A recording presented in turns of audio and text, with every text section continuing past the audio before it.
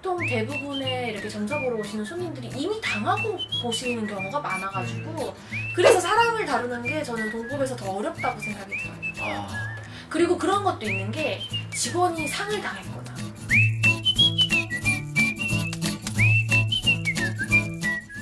안녕하세요, 영지선장입니다. 네, 안녕하세요, 선생님.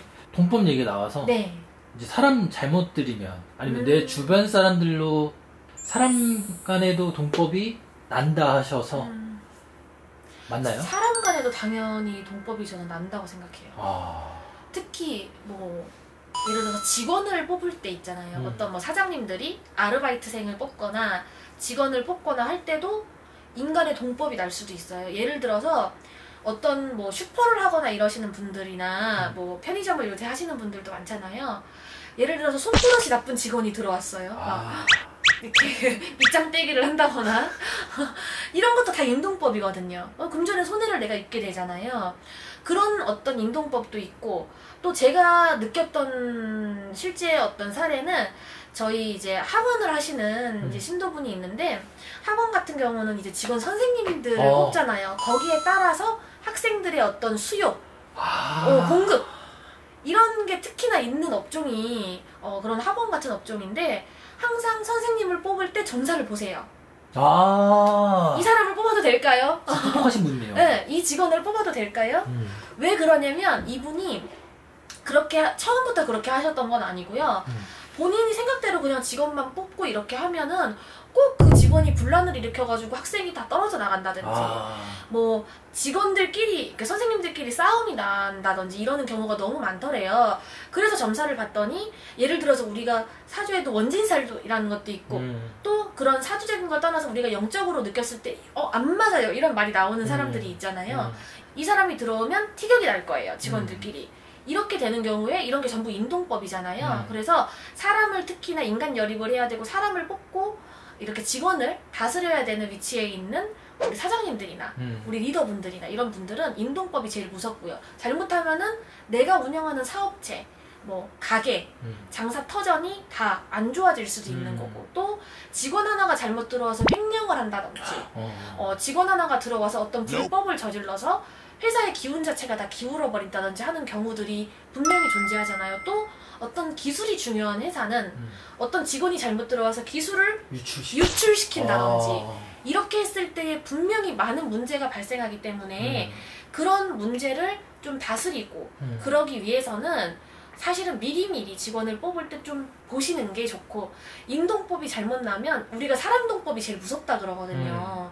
물건이 잘못 들어온 동법은 물건을 뭐 우리가 풀어내고 해결을 하면 되는 건데 사람이 잘못 들어오는 동법은 많은 것을 잃고 나서 해결할 수밖에 없기 때문에 저는 더 무섭다고 생각하고요. 또 특징 잡은 게 뭐냐면 보통 대부분의 이렇게 점사 보러 오시는 손님들이 이미 당하고 보시는 경우가 많아가지고 그게 좀 안타까워요. 미리미리 직원들의 영향을 많이 받는 회사나 가게나 이런 곳들은 미리미리 인동법을 예방하시는 게 좋을 것 같아요.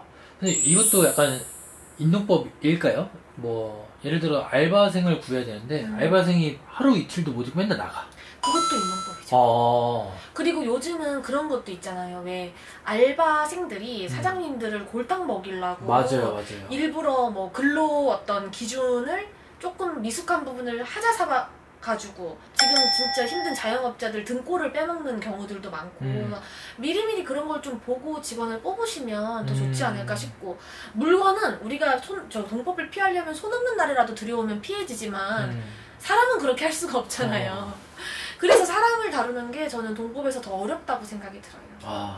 그리고 그런 것도 있는 게 직원이 상을 당했거나 아니면은 뭐 직원한테 진상문이 껴있거나 상문이 껴있거나 이런 직원이 잘못 들어오면 다 이렇게 막아버려. 그런 경우도 봤어요. 제가 고깃집 하시는 손님이었는데 장사가 너무 안 된대요. 어느 진짜 장사가 잘 되는 고깃집인데 장사가 안 된다는 거예요. 자기가 진짜 코로나 때도 타격을 안 받았는데 너무 타격을 받는다는 거예요. 근데 입구에서 부정이 들었다고 제가 느껴지는 거예요. 왜 문전에서 부정이 들었다고 한다, 할머니가. 문전에서 부정이 들었는데 사람을 잘못 쓴 것 같다고 했어요. 그랬더니 카운터를 보는 직원이 새로 들어왔대요. 근데 그 직원이 들어온 지 한 달인가 두 달이 안 돼가지고 그 직원 어머님과 아버지가 돌아가셔서 그 소식을 그러니까 문전에서 진상 묶인 사람이 응대를 하고 카운터를 보고 있으니까 장사가 뭐가 되겠냐고. 그렇다고 사람을 함부로 자를 수 없으니까 그 사람 상문을 이렇게 비방 안에서 풀어라. 그렇게 풀어주고 나면 괜찮다라고 해서 이제 그렇게 했던 경우도 있고 다양한 경우가 있는 것 같아요. 제가 옛날에 그런 말씀도 드렸잖아요. 어떤 우리 신도분이 이게 빨리 매매가 나가야 되는데 이분은 이제 임대로 들어간 입장이고 본인이 나오려면 사람이 들어와야 본인이 나가고 안 그러면 여기 수리비 원상복귀를 해줘야 돼요. 네. 근데 원상복귀 비용이 굉장히 몇 천만 원이 들어가잖아요. 네. 그러기 때문에 제가 이게 아무리 기도를 해줘도 안 나가더라고요. 근데 어느 날 밤에 기도를 하는데 할머니가 이 사람의 문제가 아니다. 원 집주인이 상문 들었다 그래요. 그래서 원래 우리가 터를 나가게 하려면 매매 부족을 써야 되는데 제가 매매 부족을 쓰지 않고 그 터로 가서 상문을 풀고 상문 부족을 썼어요. 그랬더니 바로 다음 날에 그 자리로 목사님이 교회 자리가 들어왔어요. 그래서 이게 분명히 상문이 꼈거나 또 어떤 사람에 대한 문제로 인한 동법이 더 무섭다 라는 거를 그때도 느꼈거든요. 그래서 임동법이 더 무섭기 때문에 우리 구독자 신도님들도 특히 이제 사람을 뽑거나 할 때도 좀 주의를 기울이시고 묵구리를 좀 하시면 더 좋을 것 같아요. 감사합니다, 선생님. 네, 감사합니다.